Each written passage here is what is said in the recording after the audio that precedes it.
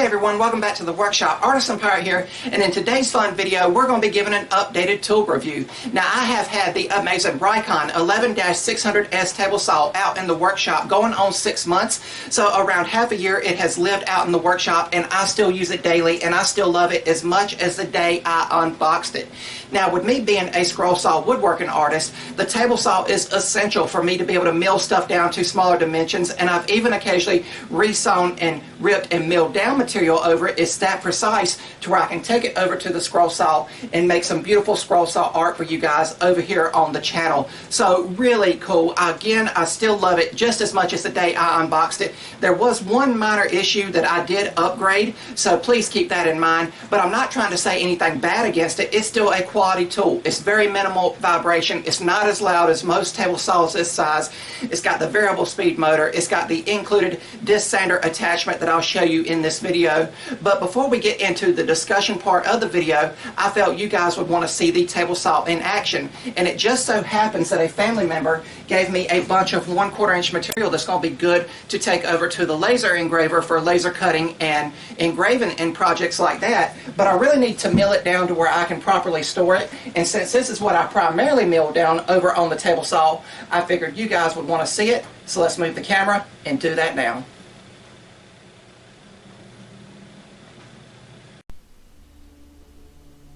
And we're going to mill down all of this 1/4 inch material for the laser, and that is what this piece of cardboard here is for. It is the same size of my laser bed, so I can quickly dial in the table saw when I'm milling down material specifically for the laser.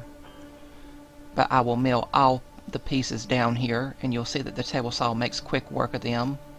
Once they are all milled down, I can properly store them, and then when I need a piece of it, I can just come over and quickly cross cut it to its final size. If you guys missed the original unboxing video for this Rikon table saw, I will have it linked down in the description box below the video. It's where I unboxed it and put it all together. And as with all power tools, especially a table saw, always observe the proper safety measures when using any kind of tool out in your workshop. But it did not take me long to mill down all of this 1/4 inch material, and when I was done cutting, I turned the table saw off and stored it all away.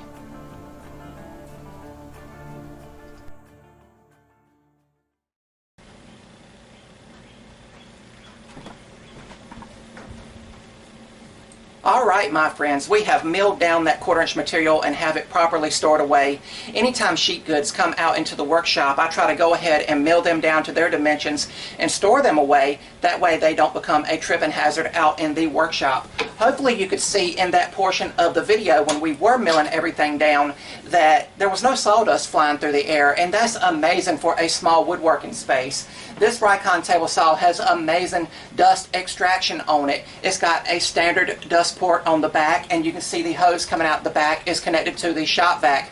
No sawdust was flying through the air. On my older table saw, if I would have milled the stuff down like I just did, my shirt and bandana would be covered in sawdust, and that is not the case. I have just moved the camera and came in front of the table saw without even having to clean up or anything, so really cool. Another thing I love about this table saw is how quickly the blade raises and lowers. On a lot of table saws that I see, you spend a lot of time cranking. That is not the case on this table saw. Hopefully you can see it on camera on top there, it going up and down and everything.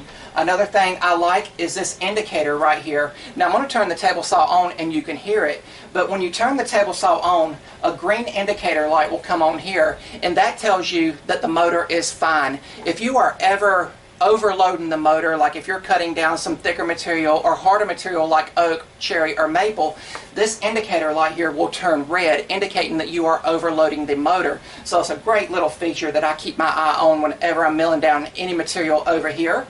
And I'm also going to show you the variable speed feature on this table saw. Of course, the variable speed is essential for the included disc sander that I'll show you guys that comes with the table saw. It's not nothing you have to buy extra. It actually comes when you get the table saw.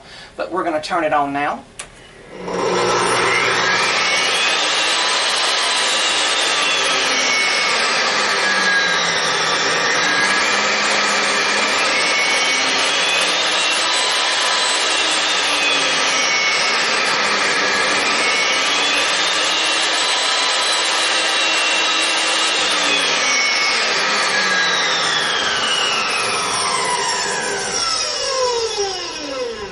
once again, a really cool feature to have on a table saw out here in the workshop.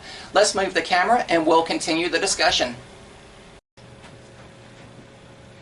Moving right along with our discussion, I do have the table saw blade raised up because I'm about to turn the machine back on, but I want to talk about the rip fence real quickly. The rip fence runs at a true parallel to the table saw blade. It's nice and square. It's got a locking feature underneath, and you can turn the dial here to where you can move it, or you can easily move it with just one hand here. Of course, the rip fence comes off completely if you need to take this table saw to a job site or just taking it over to a friend's house for today to help them with some home improvements. One thing I love about the rip fence is the included thin rip fence here to mill down thin material. Of course, we use this smaller fence here when we mill down the 1/4 inch material, but you're able to really dial in some precise cuts here and everything. But a great rip fence on this table saw. I've had no issues with it, and I love how the little thin rip fence just tucks out of the way when it's not needed. I want to show you guys really quickly how minimal the vibrations are on this table saw. On my older table saw, if I'd have been milling stuff down and I'd have left my gripper or push stick here, it would have vibrated off the table saw in less than 10 seconds. So what we're going to do, let's see, we're going to put a piece of scroll saw work on the table, a block of wood, and let's see. We even put my Swiss Army knife here. Now I'm going to turn the table saw on and let it run for about 15 seconds so you can see the minimal vibration.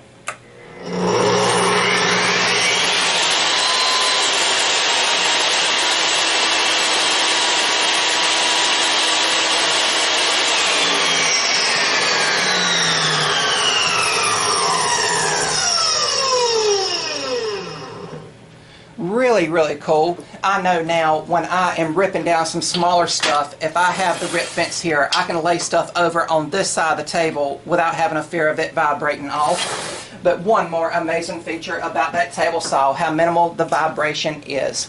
We will move right along with the discussion.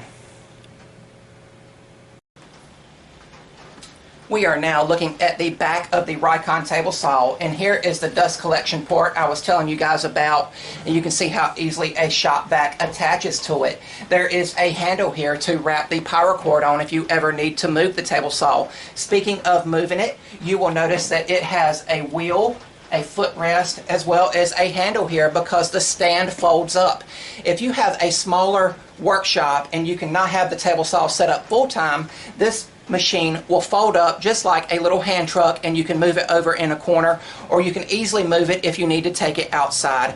As of the time of this video's recording, I've only taken this table saw outside one time to rip down some 8-foot 2x4s as well as one sheet of plywood, and it done an amazing job outside.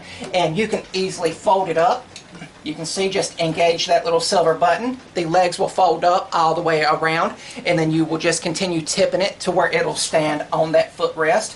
And then when you get where you're going, they easily open back up and lock in place.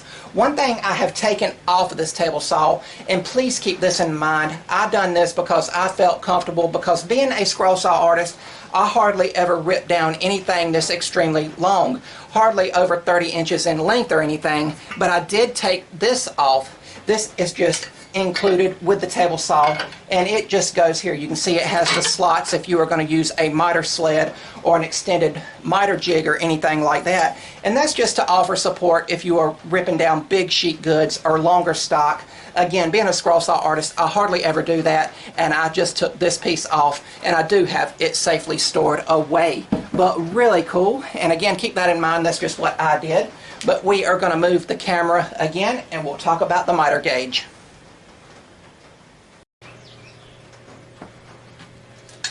Looking once again at the Rikon table saw's work surface, I now want to talk about the miter gauge. And the miter gauge comes with the table saw, and it stores comfortably to the side here, as you can see me just picking it up. And it's a nice little miter gauge that's included with the table saw, and it fits comfortably in the miter channel on both sides of the blade, and it is a nice fit. It's not wobbly or anything like that, and it slides smoothly. Again, it fits on both sides if you ever need use for it on the other side of the blade. And unfortunately, out of the whole Rikon table saw kit that I've shown you, this is the only piece that I'm not happy with. And I talked to some other woodworkers, and 9 times out of 10 they said when you pick up a new table saw or get a new table saw, this is a piece that you automatically upgrade with the table saw. So I understand it, but I still wish it had a positive stop on 90 and 45 degrees, because I like making picture frames, especially for some of the nicer scroll saw portraits I make. On my older table saw that broke, the miter gauge on it, which I can't find lying around anywhere, I've looked for it or I'd show it to you here on camera, the older miter gauge on that table saw had positive locks on 90, 45, 15, and I believe 30, and that was great for me to quickly dial in and make picture frames completely over on a table saw. I want to get to making some picture frames on this table saw here, so what I did, I went up to Klingspor and picked up an Incra miter gauge. Really cool, and this is a beast of a tool, and it's very rock solid, and it has all of the positive stops, as you can see, all the way around it here. Pick this up at Klingspor, and it rides extremely smoothly in the miter channel there. You can see it does not wobble around, as well as this one here. If you are just doing some rough cutting and rough milling, this miter gauge here that comes with the Rikon table saw will get you by, but I just wanted to be able to make beautiful picture frames once again, and I just really needed that miter gauge to have that positive stop on the proper angles to make picture frames, if that makes any sense. But over everything else, the miter gauge was my only issue, but I have now upgraded and I'm ready to rock and roll. Let's move the camera one more time.